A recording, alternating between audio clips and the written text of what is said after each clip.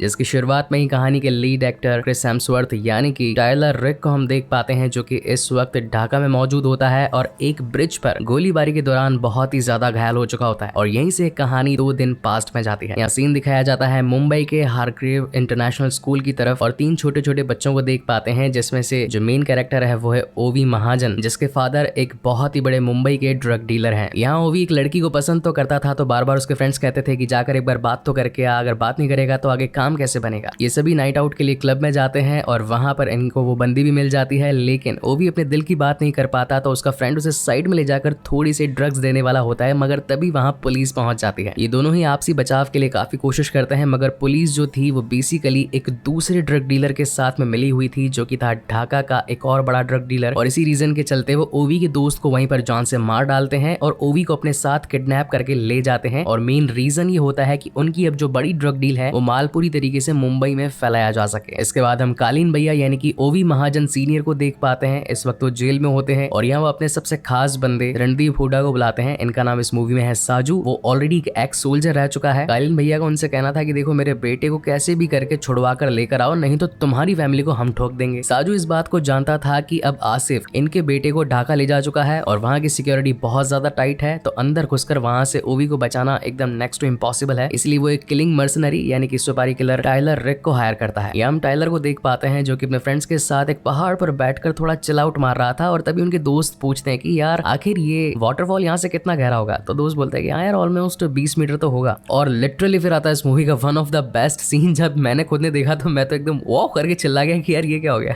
हमारे थॉर मियाँ सीधा अपनी बोतल पकड़ाते दोस्त को बोलते पीना मत और सीधा डाइव मार जाते हैं इतना ऊपर से पानी के अंदर। उनके दोस्तों को तो शौक लग चुका था कि अभी तो सिर्फ पानी की गहराई के बारे में बात ही चल रही थी और ये पानी की गहराई नापने के लिए उसमें कूद पड़े। टायलर का एक बेस्ट पार्ट ये भी था कि वो पानी में बहुत देर तक सांस को रोक सकता था और ये सीन सचमुच में बहुत प्यारा था। जिसके बाद उसकी एक पुरानी फ्रेंड निक उससे मिलने के लिए आती है और बताती है कि टायलर तुम्हारे लिए मेरे पास में एक मिशन है। ढाका में एक बच्चे को एक ड्रग डीलर ने किडनैप करके रख लिया है। उसे बचाने के लिए ऑलमोस्ट 7 मिलियन मिलेंगे, तो अगर तुम इस काम में शामिल होना चाहते हो तो मोस्ट वेलकम। अब किलिंग मर्सनरी है और पैसों के लिए काम करता है, तो मना ही कैसे करेंगे हमारे थॉर मियां, और वो इस काम के लिए हाँ कर देते हैं। जिसके बाद एक ग्रुप डिस्कशन होता है और इन दोनों ही ड्रग डीलर्स के बारे में बातचीत होती है कि सीनियर ओवी महाजन जो है वो मुंबई के अंदर अपना पूरा कारोबार फैलाकर एक बड़ी राजनीति वगैरह चला रहे हैं और वहीं ढाका में आसिफ का दबदबा है, क्योंकि सारी पुलिस फोर्स, जनरल्स, कर्नल वगैरह, इनफैक्ट छोटे मोटे गली के गुंडे भी आसिफ के लिए ही काम करते हैं। तो अगर ढाका से जूनियर ओवी महाजन को बचाना है तो हमें बहुत ही मजबूत प्लानिंग करनी पड़ेगी। और फिर यहाँ से मूवी में शुरू होता है एक्शन। हमारे टायलर भैया पहुंच चुके होते हैं ढाका और यहाँ पहुंचते के साथ ही ओवी महाजन की लोकेशन को ट्रैक करके वहां तक पहुंचते के साथ ही जितने भी लोग होते हैं गोलियों के साथ भून बना के उनको ऊपर का रास्ता दिखा दिया जाता है। एक सीन बहुत ही ज्यादा टचिंग था। मतलब एक छोटा सा लड़का था, उसके सारे साथी तो मारे गए थे but still he wanted to kill Tyler. अपने हाथ में बंदूक भी उठाता है, गोली लोड भी करता है और शूट करने वाला होता है, बेचारे से चलती नहीं है। चाहता तो हमारा टायलर उसे जान से मार सकता था, लेकिन उसका खुद का भी एक छोटा बेटा था जो एक बीमारी के चलते मारा गया था। उसकी वाइफ से भी उसका ऑलमोस्ट डाइवोर्स हो चुका था, तो इसलिए वो छोटे बच्चे को नहीं मारता और वहां से आगे बढ़ जाता है। इतने में ही हम इस कहानी के लीड विलन आसिफ को देख पाते हैं, जिसका ढाका में बहुत ही ज्यादा दबदबा था। सारे कर्नल वगैरह उसकी बात मानते थे। अब जैसे कि इनके चंगुल से कोई आकर ओवी को लेकर गया, तो ये आसिफ के लिए एक बहुत ही ज्यादा शॉकिंग न्यूज थी। इसलिए वो कह देता है कि सारी जगह पर नाकाबंदी लगा दो, bus stand, railway station, airport वगैरह जितना भी है सब ब्लॉक कर दो, ओवी यहाँ से निकल करके नहीं जाना चाहिए। एक सचिन नाम का लड़का था जो कि बहुत ज्यादा बोल रहा था, तो आसिफ ने कहा कि तेरी 2 उंगलियां काट कर मुझे दे दे ताकि मैं जान सकूं कि तेरी वफादारी डायरेक्टली मेरे लिए है। बटने में यहाँ पर कर्नल पहुंच जाता है और बताता है कि हम उसे ढूंढने में कामयाब हो सकते हैं, मगर मेरे पास में इतनी फोर्सेज नहीं है। आसिफ का कहना था कि कांड का जोड़ लगा दो, बट वो बंदा मिलना चाहिए। इसी बीच हम टायलर और ओवी को देख पाते हैं जहाँ पर ये लोग एक सेफ प्लेस तक पहुंचने वाले थे और वहां से पानी के जरिए दूर निकल जाने वाले थे, मगर यहाँ पर आसिफ के लोग आ जाते हैं। बहुत ज्यादा मारामारी होती है, कार चेज भी आता है और इतनी ही मुसीबत काफी नहीं थी कि अब वहां पर पहुंच चुका था साजू। अब बेसिकली कहानी के अंदर होता यह है कि साजू ने आसिफ के अंडर से निकलवाने के लिए टायलर को हायर तो कर लिया, मगर देने के लिए 7 मिलियन नहीं है। तो उसने प्लान बनाया था कि कैसे भी करके जब टायलर ओवी को एक सेफ प्लेस तक ले आए तो वहां पर पहुंचकर साजू उन सभी सोल्जर्स को मारकर ओवी को बचा लेगा, तो पैसे भी नहीं देने पड़ेंगे और कालीन भैया का ऑर्डर भी फुलफिल हो जाएगा। जबकि यहाँ टायलर की टीम बार बार साजू से कांटेक्ट करके उससे बाकी का पैसा मंगवाने की कोशिश करती है, लेकिन साजू ने तो डबल क्रॉस करने का ठान ही लिया था, इसलिए वो उन्हें कोई भी जवाब नहीं देता और ऊपर से टायलर की बैकवर्ड टीम को एक एक करके जान से मार रहा था। इन बिटवीन एक मोमेंट ऐसा भी आता है जहां पर टायलर और साजू यानी कि क्रिस हेम्सवर्थ और रणदीप हुड्डा आमने सामने हो जाते हैं। दोनों का 1-to-1 कॉम्बैट होता है, दिखने में लिटरली जबरदस्त था। खूब मार कुटाई होती है और एट द एंड टाइलर साजू को एक ट्रक से बहुत जबरदस्त टक्कर मारकर ओवी को अपने साथ लेकर निकल जाता है। बट ऊपर से हेलीकॉप्टर से उन पर शूटिंग वगैरह हो रही थी, तो वो ओवी को डायरेक्टली ट्रक से कूदने के बारे में कहता है और वो ट्रक जाकर गैस की टंकियों में भर जाता है। एक जबरदस्त धमाका हो जाता है। पहले तो लोगों को लग रहा था कि ये दोनों ही वहां पर जान से मारे गए, रास्ते का कांटा हट चुका है, लेकिन आसिफ भी बहुत ज्यादा चालाक था। उसने कर्नल से कहा कि जब तक इनकी लाशें नहीं मिल जाती तब तक अपनी खोज जारी रखो। वक्त हो चला था रात का। साजू बहुत ज्यादा धुल चुका था, इसलिए वो पास ही के लॉन्ज में जाकर एक रात स्पेंड करने के बारे में सोचता है। यहाँ पर वो अपनी फैमिली से भी कॉल करके बात करता है कि क्या उसकी वाइफ और उसका बेटा ठीक है। और एक कॉन्वर्सेशन इतनी ज्यादा डीप और हार्ड थी, ऐसा लग रहा था मानो कि जैसे ये उसकी फैमिली को उसका आखिरी कॉल हो। और वो अपने बेटे को आई लव यू कहता है, क्योंकि साजू जानता था कि अगर वो इस काम में नाकामयाब हुआ तो कालीन भैया यानी कि ओवी महाजन सीनियर उसकी फैमिली को खत्म कर देगा। इसलिए वो जल्द से जल्द अपनी फैमिली को वहां से निकल जाने के बारे में कहता है। यहाँ सीन शिफ्ट होता है टाइलर और ओवी पर, यानी कि जूनियर ओवी। ये लोग अभी भी ढाका की पुलिस, सिक्योरिटी, कमांडोज और लोकल गुंड्स यानी कि छोटे मोटे गुंडों से बचकर भाग रहे थे। कोई जगह नहीं मिलती तो ये गटर में जाकर छिप जाते हैं। और वहीं से टाइलर निक को कॉल करता है और बताता है कि हमारी लोकेशन यहाँ पर है, हम किसी गटर में हैं, यहाँ से आकर हमारी हेल्प करो। तो वहां पर गैस्पर आकर इनकी मदद करता है। अगर आपने मेरी एमसीयू की एक्सप्लेन करी हुई ब्लैक विडो मूवी देखी होगी तो उसमें ये रेड सोल्जर था, और अगर आपने स्ट्रेंजर थिंग देखी है तो भी आपको मालूम होगा ये पुलिसमैन कौन है। खैर एक्सप्लेनेशन तो बहुत सारी मूवीज की है, देखते रहा करो यार। तो डायरेक्टली आते हैं कंक्लूजन पर। इन्हें गैस्पर एक सेफ हाउस पर ले आता है और गैस्पर ने खुद भी यहाँ एक इंडियन लड़की से शादी करी होती है। ये इन्हें खाना वगैरह देता है। बेसिकली बात ऐसी हुई थी कि एक बार टाइलर ने गैस्पर की जान बचाई थी और इसी की रिवर्ट में आज वो दिन था जब गैस्पर को इनकी मदद करनी थी। लेकिन यहाँ कहानी में एक ट्विस्ट आ जाता है। टाइलर को ये बात पता लग चुकी थी कि गैस्पर बिक चुका है आसिफ के हाथों। यहाँ हम आसिफ को भी देख पाते हैं जो कि अपने घर पर बैठकर डिनर कर रहा था। बहुत ही शानदार राज घराना था उसका। और यहाँ पर सचिन नाम का वही लड़का भी आता है जो कि अपनी उंगली काट कर उसे देता है, कहता है कि मैं आपके लिए फुल एकदम डेडिकेटेड वफादार बन चुका हूँ, मुझे एक मौका और चाहिए। जिस पर आसिफ उसकी खुददारी देखकर उसे टीम और एक गन भी दे देता है कि जाओ मार के आओ और ओवी को खत्म कर दो। यहाँ सीन अगेन गैस्पर पर शिफ्ट होता है। अब यहाँ गैस्पर आकर टाइलर से कहता है कि देखो यार, वैसे भी तुमने इस बच्चे को बचाने के लिए जो डील करी थी उसका पैसा तो मिला नहीं, लेकिन इस बच्चे को खत्म करने का 10 मिलियन मिलने वाला है। 5-5 मिलियन बांटेंगे, आपस में मजे करेंगे, तुम्हें तुम्हारा पैसा मिल जाएगा और तुम यहाँ से सेफली जा सकते हो। ये बात सुनकर टाइलर को बहुत गुस्सा आता है कि एक तो मैंने तेरी जान बचाई, तुझे मेरा साथ देना चाहिए, और ऊपर से तू एक छोटे बच्चे की जान कुर्बान करना चाहता है, वो भी पैसों के लिए। इस पर इन दोनों के बीच में बहुत तगड़ी फाइट होती है। फाइट बहुत लंबी चल जाती है, लेकिन ऊपर से ओवी महाजन ये सारी चीजें सुन लेता है और नीचे आकर गलती से उसके हाथ में एक गन लग जाती है और वो गैस्पर को वहीं शूट कर देता है। और ये उसकी लाइफ का पहला मर्डर था। और अब जो इन दोनों की बचने की उम्मीद भी थी वो भी खत्म हो चुकी थी, यानी कि यहाँ पर भी रहना खतरे से खाली नहीं था। तो अब नहीं चाहते हुए भी टाइलर को साजू को कॉल करना पड़ता है और वो उसे फोन करके कहता है कि ठीक है, तुझे बच्चा जिंदा चाहिए, एक सेफ प्लेस तक तुझे उसे पहुंचाना है तो ठीक है, मैं तेरे साथ हाथ मिलाने के लिए तैयार हूँ। अगले दिन मुझे ब्रिज पर आकर मिलना, मैं वहां से 2 टीम्स को हैंडल कर लूंगा और तुम्हारा काम है कैसे भी करके ओवी को ब्रिज के उस पार पहुंचाना जहाँ पर निक ऑलरेडी हेलीकॉप्टर लेकर खड़ी है। ऐसा करके हम ओवी की जान बचा सकते हैं। अब सीन शिफ्ट होता है नेक्स्ट डे और यहाँ पर अगेन बहुत बड़ी लड़ाई कुटाई धमाई सब शुरू हो जाता है। फाइट वगैरह बहुत तगड़ी आती है और जिस वन टेक शॉट के लिए एक्सट्रैक्शन जानी जाती है वो इसमें बखूबी दिखाया गया है कि कैसे without jump cuts directly one take shot में बड़ी बड़ी फाइट्स निपटा दी जाती है। बहुत सारी गोलीबारी चलती है। अपने कैसल में खड़ा आसिफ दूरबीन से ये सब कुछ चीजें देख रहा होता है। कर्नल इन पर स्नाइपिंग कर रहा होता है और सबसे खतरनाक मोमेंट तब आता है जब साजू को भी गोली लग जाती है और वो बेचारा मारा जाता है। बहुत ही ज्यादा इमोशनल सीन था ये। फिर निक कमान हाथों में लेती है और वो भी स्नाइपिंग करना चालू करती है और कर्नल का भेजा उड़ा देती है। और ये वही वाला सीन होता है, यानी कि ब्रिज पर जो हमारे